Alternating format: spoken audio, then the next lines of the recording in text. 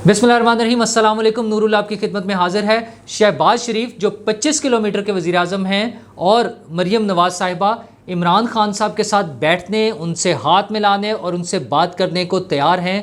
किन मसाइल पर? और इमरान खान साहब अपनी हकीकी आज़ादी की जो जंग लड़ रहे हैं वो किस चीज़ को हकीकी आज़ादी समझते हैं?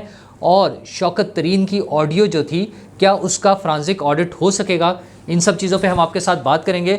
वज़ीर आज़म शहबाज शरीफ ने आज वज़ीर आज़म हाउस में बात करते हुए मीडिया के साथ बात की और उन्होंने कहा कि वो इमरान खान साहब को दावत देते हैं कि वो आएँ और इकट्ठे बैठें और ये जो सैलाब मुतासरीन हैं उनकी मदद के लिए मिलकर काम करें।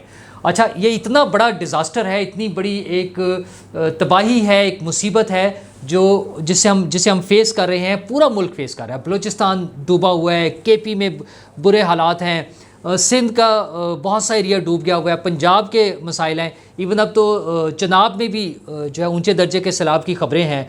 ये सारे मसाइल अपनी जगह मौजूद हैं। करोड़ों लोग बेघर हो गए हैं, हज़ारों अफराद अपनी जानें गंवा बैठे हैं, लाखों की तादाद में मवेशी जो हैं वो बह गए हैं पानी में, फसलें खड़ी हुई तबाह हो गई हैं। ये बड़े क्राइसिस का हमें फेस करने का टाइम आ रहा है, जिसमें खुराक का बहरान होगा, जो फसलें सारी तबाह हो गई हैं, बह गई हैं।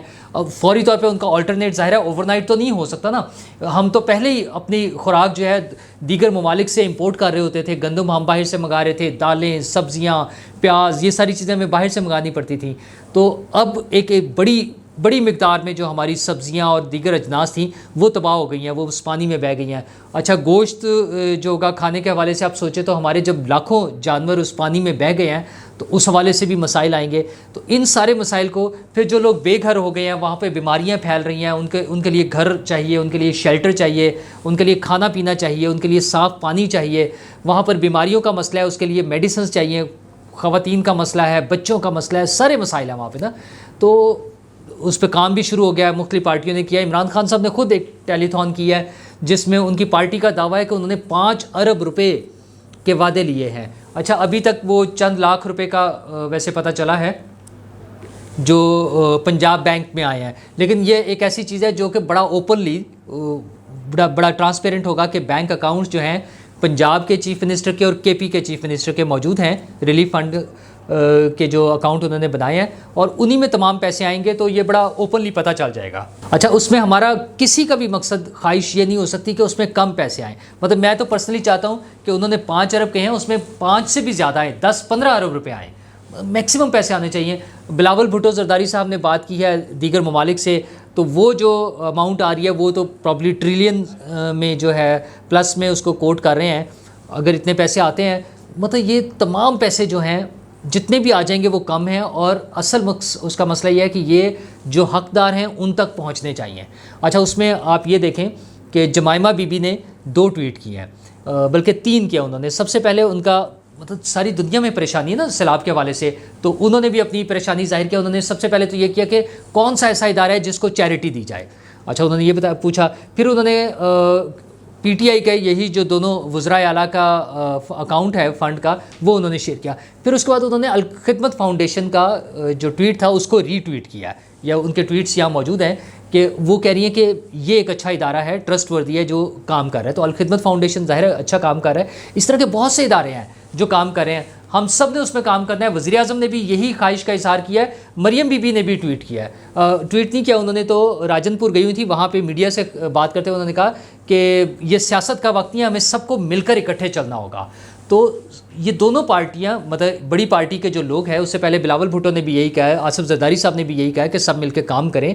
तो अगर मरियम साहिबा और शहबाज शरीफ साहब तैयार हैं इमरान खान साहब के साथ बैठने के लिए, और शहबाज शरीफ साहब तो पहले भी ऑफ़र कर चुके हैं, वो चार्टर ऑफ डेमोक्रेसी के हवाले से पहले ये ऑफ़र दे चुके हैं कि आएँ इकट्ठे बैठ के कोई चार्टर ऑफ डेमोक्रेसी करें, और चार्टर ऑफ इकॉनमी के हवाले से शहबाज शरीफ साहब कहते हैं चार्टर ऑफ इकॉनमी कर लें।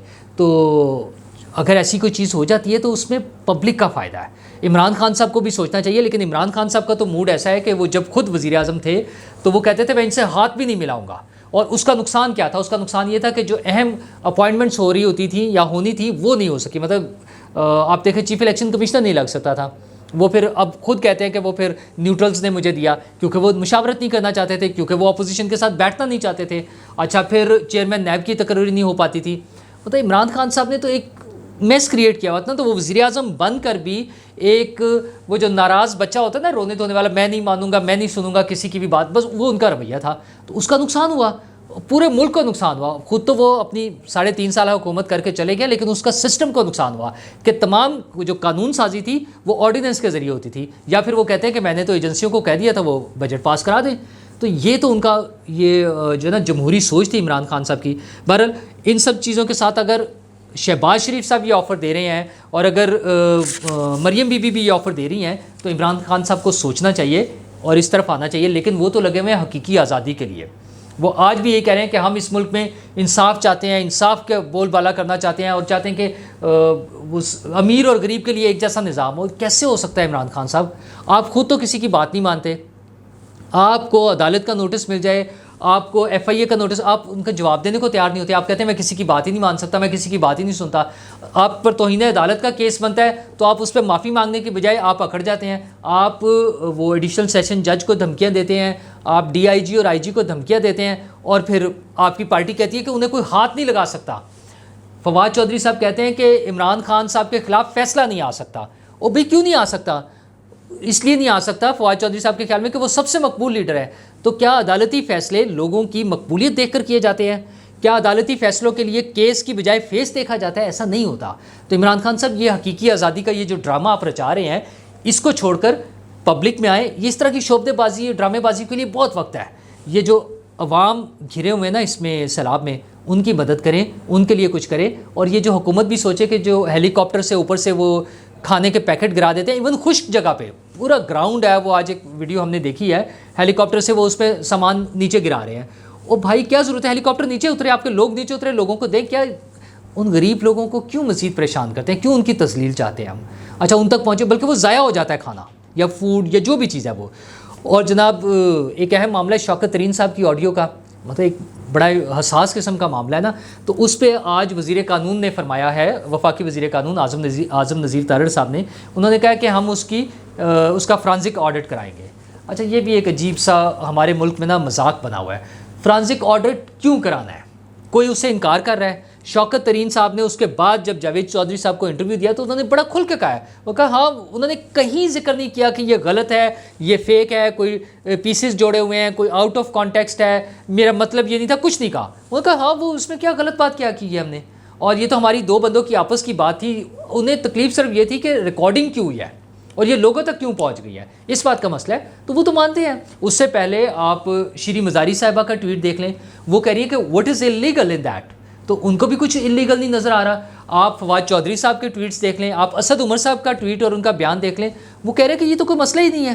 اچھا اسد عمر صاحب تو اس کو جوڑ رہے ہیں کہ اپوزیشن نے ہم سے این آر او مانگا تھا جب ایف اے ٹی ایف پر بات کر رہے تھے, تو اپوزیشن نے اس کو روکنے کے لیے یا ایف اے ٹی ایف کے پاس جا کر یہ تو نہیں کہا کہ نہیں جناب یہ تو ملک میں چیزیں ٹھیک ہی نہیں کر رہے ہیں. اپوزیشن نے اپنے لیے جو مرضی مانگا, آپ نے کچھ نہیں دیا نا, تو اس کے باوجود وہ قانون سازی ہو گئی, اس کے باوجود وہ ساری چیزیں ماننی پڑی. تو آپ نے تو سیدھا سا غداری کرنے کی کوشش کی ہے شوکت ترین صاحب نے. بڑے کلیئر ان کے ورڈز ہیں کہ ہم یہ ریلیز کریں گے, آئی ایم ایف کو بھجوائیں گے, ان کے نمبر 2 کو بھجوا دیں, اس سے بات کر لیں, اور پھر جب یہ سجیشن آتی ہے کہ بس سوشل میڈیا پہ ریلیز کر دیں, اس میں ضرورت ہی نہیں ہے آئی ایم ایف کو بھجوانے کی, وہ خود ہی پہنچ جائے گا. مطلب ان کی اچھا ہاں, پھر ساتھ کہتے ہیں کہ ہم نے اس طرح سے پلان کرنا ہے, اس طرح سے کرنا ہے کہ کسی کو یہ نہ لگے کہ ہم یہ ریاست کو نقصان پہنچا رہے ہیں. نقصان پہنچانا ہے, صرف لوگوں کو نہ پتہ چلے کہ ہم نے پہنچایا ہے. مطلب کیا ڈھٹائی اور بے شرمی کا کام ہے یار. اور ساری پارٹی نے مل کر فیصلہ کیا.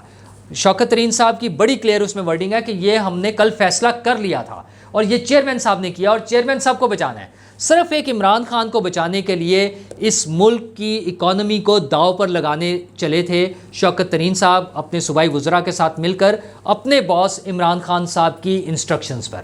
تو وہ جو باتیں ہیں نا کہ عمران خان صاحب بھی کسی کا ایجنڈا پورا کر رہے ہیں, پتہ نہیں کس کا ہے, وہ کون سی باہر کی ایجنسیاں ہیں جو انہیں پروپیگنڈا کے لیے اور ہر چیز کے لیے وہ پلان بنا کے دیتے ہیں. تو عمران خان صاحب خدا را کوئی خوف کھائیں, کوئی ترس کھائیں, کوئی رحم کھائیں اس ملک پہ. اس ملک نے آپ کو بہت عزت دی ہے, اس ملک نے آپ کو وزیر اعظم بنایا ہے, اس ملک کے آپ وزیر اعظم بنے ہیں, ٹھیک ہے, اور بہت پیار دیا ہے. تو اس ملک کے لوگوں پر رحم کریں. ویسے تو آپ کے بارے میں مشہور ہے کہ جو آپ کو فیور دے آپ اس کی ایسی کی تیسی پھیر دیتے ہیں.